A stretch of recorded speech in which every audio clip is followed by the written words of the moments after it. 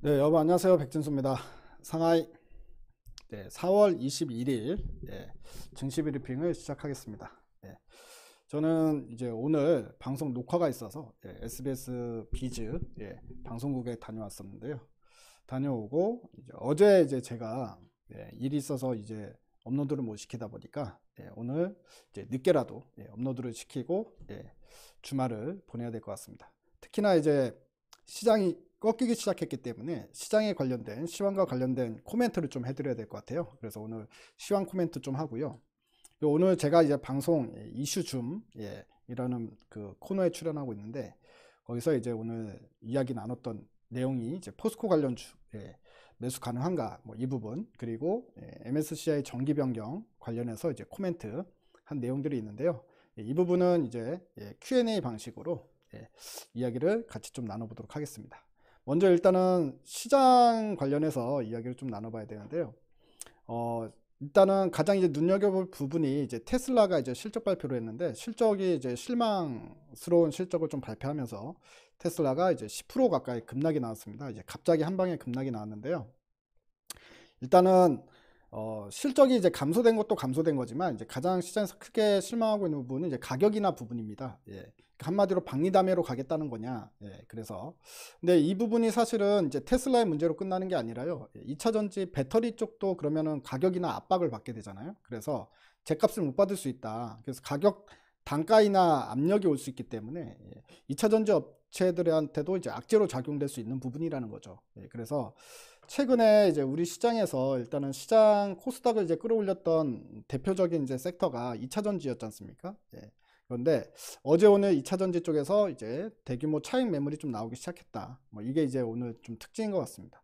그래서 사실 2차 전지만 빠지는 게 아니라 전 종목이 다 빠지는 거죠. 대부분의 종목들이 다 빠지는데 뭐 일부 개인 투자자분들은 이런 게 좀 열받을 수 있죠. 뭐냐면 시장이 올라갈 때 내 종목은 안 올라갔단 말이야. 근데 시장 빠진다고 내 종목은 왜 빠져? 이렇게 억울해 하시는 분들도 좀 있고 화가 나시는 분도 있을 수 있는데요. 근데 이제 아무래도 이제 고점에 있는 종목들은 하락폭이 더 큽니다. 그래서 2차 전지 최근에 급등 나왔던 애들이 하락폭이 이제 더 크게 나왔다. 물론 이제 상대적으로 에코프로 형제는 조정이 좀 덜 나오긴 했지만요. 보시게 되면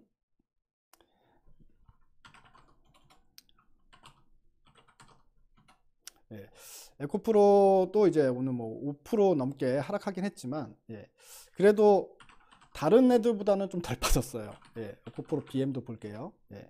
BM도 오늘 이제 급격하게 이제 쭉 꺾이긴 했죠. 그런데 최근에 장비주들이 급등 나왔다고 하지 않았습니까? 뭐 예를 들어서 하나기술, 하나기술 보게 되면 급등 나왔던 부분을 고스란히 다 반납을 하는 모습이죠. 이틀 연속 이제 급락세가 나오는 모습이었고요. 에코프로 형제는 어제는 버티다가 이제 오늘은 못 버티고 급락이 나오는 모습이었습니다. 그리고 최근에 올랐던 포스코 그룹주들도 이제 오늘은 이제 급락이 나오는 모습이었고 포스코 퓨처엠이 그나마 덜 빠졌고요. 그리고 뭐 예를 들어서 포스코 홀딩스, 그리고 포스코 인터내셔널 뭐 이런 종목들은 고점에서 상당히 많이 지금 밀리고 있는 상황이다, 이렇게 볼 수 있습니다. 그래서 일단은 그동안 많이 올랐던 종목들에서 이제 많이 차익 매물이 나오는 모습이고요. 그래서 일단 코스닥이 결국 이제 꺾이는 모습을 보이고 있는데, 자, 코스닥은 다음 주에도 꺾이는 흐름이 이어갈 것이냐, 뭐 이런 부분에 대한 의문점이 있을 수 있죠. 근데 추가 조정은 나올 수 있다. 근데 제가 방송에서도 이런 말을 한 적이 있어요. 특집 방송에서 2분기 특집 방송에서요. 1분기 때는 시장이 이렇게 쭉 올라가기만 했잖아요. 1월 달부터 3월 달까지는. 그리고 4월 달부터 2분기 때는 시장이 아주 많이 빠지지도 않고 그렇다고 올라가기도 힘든 박스권 행보를 가져갈 것이다 라고 이야기를 했었습니다. 그래서 저는 그렇게 봐요. 2분기 때는 많이 빠지면 저가 매수가 들어오고 그렇다고 좀 올라가면 다시 차익 매물 나오고, 그래서 1분기 때보다는 조금 지지부진한 이런 증시 흐름이 예상이 됩니다. 그리고 지금 현재 이제 글로벌 뭐 일단 지표도 나오는 부분들 보게 되면요. 지금 신규 실업수당 청구 건수 나온 걸 보면은 186만 건이 나왔어요. 186만 5천 건이 나왔는데 예상치가 182만 건이었어요. 그렇기 때문에 일단은 상회를 했습니다. 근데 실업수당 청구 건수가 상회했다는 이야기는 고용지표가 꺾였다는 이야기입니다. 그래서 지금 연준이 그동안 이제 금리를 올렸을 때 이제 고용지표 괜찮잖아 이렇게 하면서 연준이 이제 금리를 올렸었는데 어쨌든 이 부분이 꺾였다라는 거고요. 그 다음에 필라델피아 연은 제조업 지수도 발표가 됐는데 마이너스 31%가 나왔어요. 이거는 아무튼 20년 5월달 이후에 최저치 수치입니다. 그리고 뭐 컨퍼런스 보드 이제 경기 선행 지수도 지난달에 비해서 1.2% 하락했고, 그러니까 지금 경기가 상당히 좀 지표가 안 좋게 나오고 있다. 뭐 그런 부분들이 시장에 지금 우려로 좀 작용하고 있는데, 또 여기서 이제 반대로 지금 원자재 가격은 다시 꿈틀꿈틀 움직이기 시작했죠. 구리 가격도 올라갔고, 유가도 올라갔고, 그리고 원자재 가격들이 지금 비철금속부터 시작해서 전부 다 올라가고 있는 상황입니다. 그러다 보니까 이거 이러다가 또 인플레까지 안 잡히는 거 아니야? 둔화되고 있다가 다시 좀 이렇게 전달에 비해서는 올라올 수 있는 그런 환경이 조성이 되고 있다. 이런 것들도 어떻게 보면 증시 하락의 배경이 되고 있는 거 아닌가, 이런 좀 생각도 좀 들고요. 연준이 지금부터 금리 인상을 안 할 게 아니라 뭐 한두 번은 더 한다라는 이야기가 또 나오고 있지 않습니까?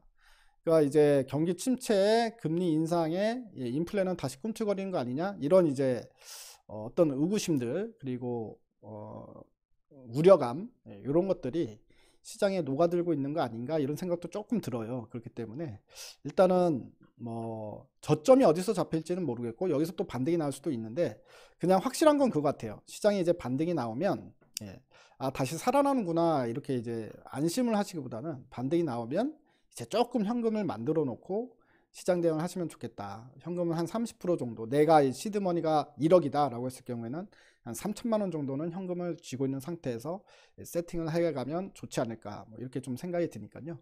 어쨌든 신호가 나온 거긴 나온 거잖아요. 일단은 꺾인다는 신호가 한번 나왔기 때문에, 물론 꺾였다가 다시 쭉 치고 올라가서 1000포인트까지 올라갈 수는 있지만, 지금 시황 국면에서 1000포인트까지 바로 올라갈 수 있을까 라고 생각하면 그것도 좀 아닌 것 같죠. 여러분들이 볼 때도. 일단은 그 부분을 참고하시면 좋을 것 같습니다. 자, 그리고 이제 두 번째 이슈, 포스코 그룹은 매수를 할 수 있을까요? 라는 부분에 대한 이제 이야기를 좀 해보겠습니다. 첫 번째 질문, 포스코 그룹이 이제 급등이 나오는 이유, 그 부분에 대해서 이야기를 좀 해보겠습니다. 포스코 그룹 같은 경우에는 최근 이제 2차 전지 사업으로 이제 주목을 받기 시작한 건데요. 뭐 일단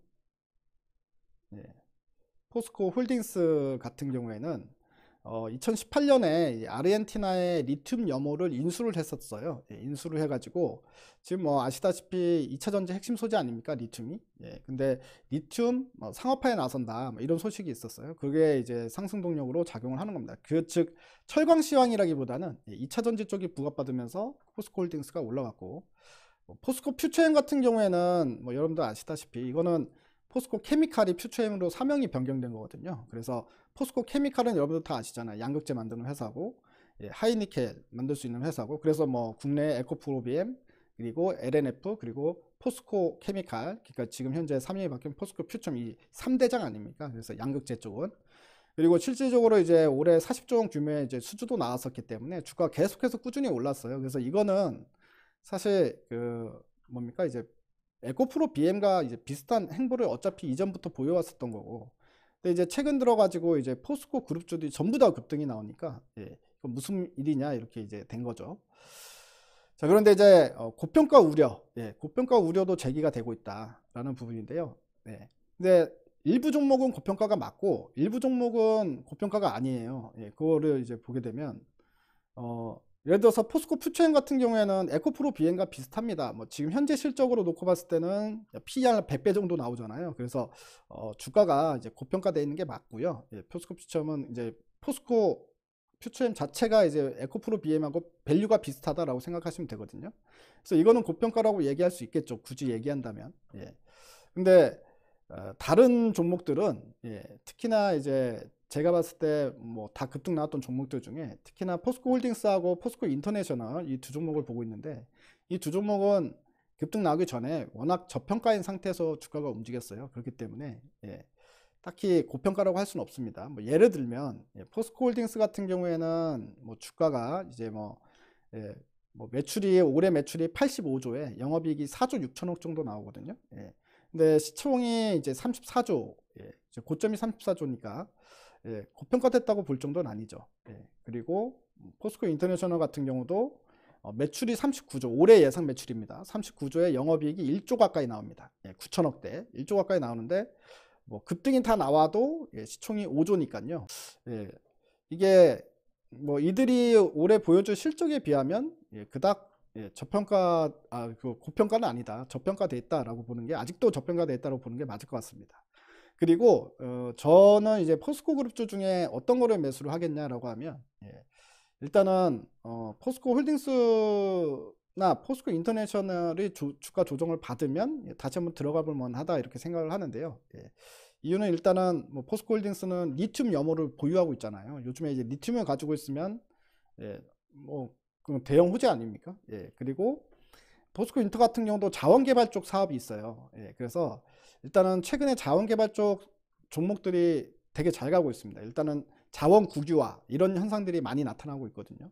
그래서 자원을 갖고 있는 기업들은 예, 일단은 프리미엄을 받는다. 예, 그래서 포스코 인터내셔널도 예, 프리미엄을 받을 뭐 이런 여지는 충분히 있다라고 보여지고요. 일단은 주가는 여기까지 떨어지면 좋겠지만 25,000원까지 떨어질까요? 과연 예, 안 떨어질 가능성이 있죠. 그런데 일단 뭐 요 라인 그러니까 뭐 25,000원에 가까운 정도 수준까지 주가 조정이 나오면 예, 다시 한번 이제 붙어볼 만하다. 예, 포스코 홀딩스는 21선 21선과 만나는 지점, 예, 이 지점에서부터 한번 매수가 가능하지 않을까 이렇게 생각이 좀 듭니다. 자, 그리고 세 번째 MSCI 이슈에 대해서 좀 이야기를 나눠보겠습니다. 예. MSCI 같은 경우에는 이제 모건 스탠리가 발표하는 인덱스잖아요. 예, 근데 MSCI를 추종하는 세계자금 규모가 워낙에 크다 보니까 이제 편출입할 때마다 항상 그 편입되는 종목에 대해서 시장에서 관심을 갖습니다. 일반적으로 좀 관심을 갖게 되거든요. 예, 1년에 4번이 있죠. 2월달, 5월달, 8월달, 11월달 이렇게 지수 편출입 되는 종목들이 이제 발표가 되는데요. 뭐 한 대여섯 개 정도 예, 들어가고 나가고 이렇게 변경이 있습니다. 그래서 5월달에는 이제 12일경에 정기 변경 발표할 것이다 이렇게 볼 수 있는데요. 아무래도 패시브 자금이 유입되는 거예요. 이거는 MSCI 지수를 추종하는, 인덱스를 추종하는 패시브 자금들이 유입이 되는데 외국인들 예, 그렇기 때문에 외국인 자금이 유입될 수 있는 가능성이 커진다라고 해가지고 예, 편입 시 호재로 인식이 됩니다. 예. 자, 그리고 뭐 이런 이야기가 있죠. 예. 하나 에어로스페이스 같은 경우에는 예, 이미 연초부터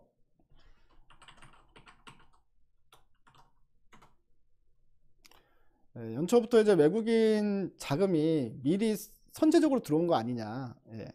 그래가지고 예, 오히려 MSCI 편입되면은 예, 오히려 빠진다. 뭐 외국인들 빠질 거다. 뭐 이런 이제 루머가 있거든요. 예, 여기에 대한 논란에 대한 이야기를 좀 해보면, 하나 에어로스페이스는 MSCI 정기 변경 때문이 아니라 이제 외국인들이 작년부터 많이 샀어요.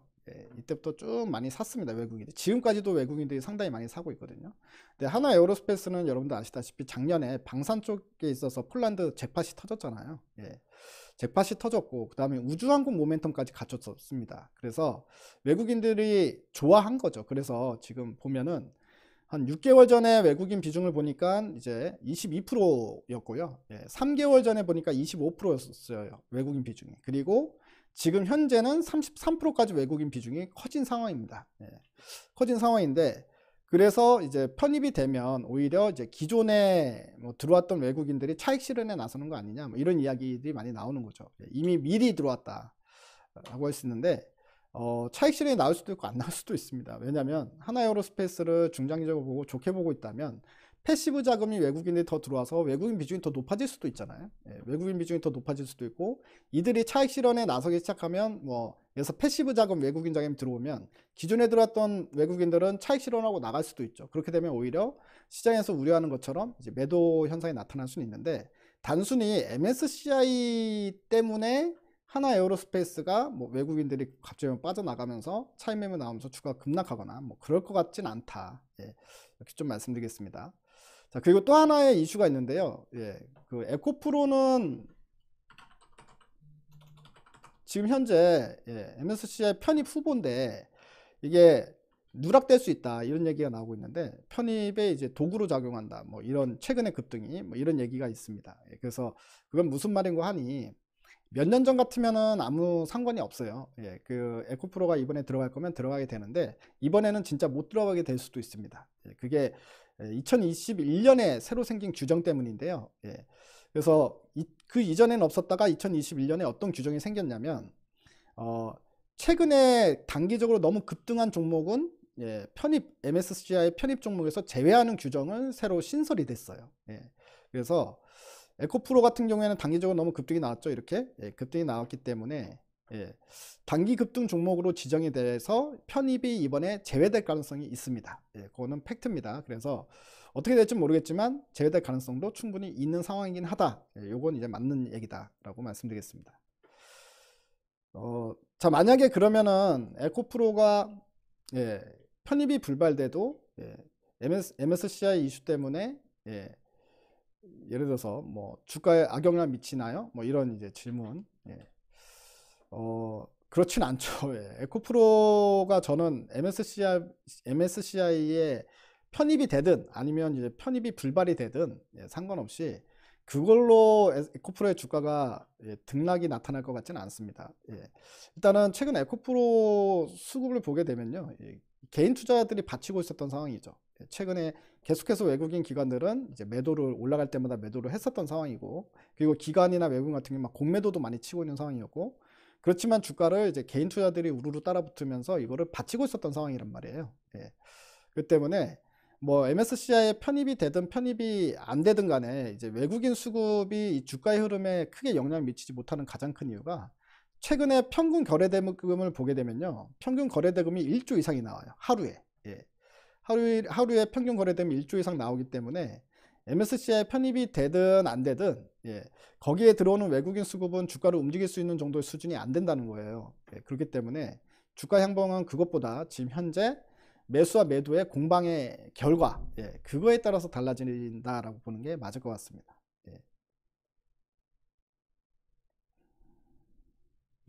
마지막으로 MSCI 편입과 관련해서 투자자들은 어떤 대응 전략으로 접근하는 게 좋을지 질문이 들어왔는데요. 제가 솔직하게 얘기하면 MSCI에 편입된다고 해서 크게 변할 건 없어요. 왜냐하면 이번에 이제 편입이 예상되는 종목들이 뭐 에코프로, 그 다음에 금양, 코스모 신소재, 한화 에어로스페이스, 그 다음에 KT, 이 5종목이 지금 거론이 되고 있거든요. 근데 사실 뭐 에코프로나 금양이나 그 다음에 코스모 신소재나 한화 에어로스페이스, 이들 같은 경우에는 지금 현재 보시면 주가가 최근에 많이 올랐던 종목이에요. 그렇기 때문에 실질적으로 이제 편입이 돼서 외국인 수급이 들어온다고 하더라도 차익 매물이 나오기 시작하면 빠질 수밖에 없고요. 그리고 뭐 예를 들어서 더 이상 차익 매물이 안 나오게 되면 이제 올라갈 수도 있다. 그래서 MSCI의 결과보다는 실질적으로 이들의 수급 형태, 그래서 차익 욕구가 크냐 아니면 아직까지도 매수가 들어오는 양이 많냐, 이제 그걸 전체적으로 보고 대응하는 게 맞을 것 같고, 이들이 MSCI에 편입된다고 해서 갑자기 급등이 나오거나 급락이 나오거나 뭐 그러진 않을 것 같다, 이렇게 생각이 듭니다. 아무튼 이 이슈까지 신경 쓰진 마시고요. 하지만 뭐 KT 같은 경우에는 뭐 괜찮을 수는 있겠죠. 왜냐하면 워낙에 바닥에 있었기 때문에. 근데 제가 외국인 비중을 보니까 이미 KT는 외국인 비중이 40%나 되더라고요. 물론 이제 여기서 더 들어올 수는 있습니다만. 그래서 일단 뭐 KT 정도, MSCI에 편입된다고 해서 주가가 그래도 좀 올라갈 수 있을 만한 건 KT 정도가 되지 않을까, 뭐 이렇게 개인적으로 좀 생각이 듭니다. 자, 오늘 이제 여기서 방송 마치도록 하겠습니다. 여러분들 이제 시장이 꺾이기 시작하니까 이제 조금 걱정이 되시기 시작할 텐데요. 일단 뭐 다음 주는 봐야죠. 다음 주에 다시 또 시장 흐름 보고 또 주말에 나온 소식들 이제 보면서요. 다시 한번 월요일날 코멘트를 해드리도록 하겠습니다. 즐거운 주말 되시고, 여러분들 저는 다음 주에 또 뵙겠습니다.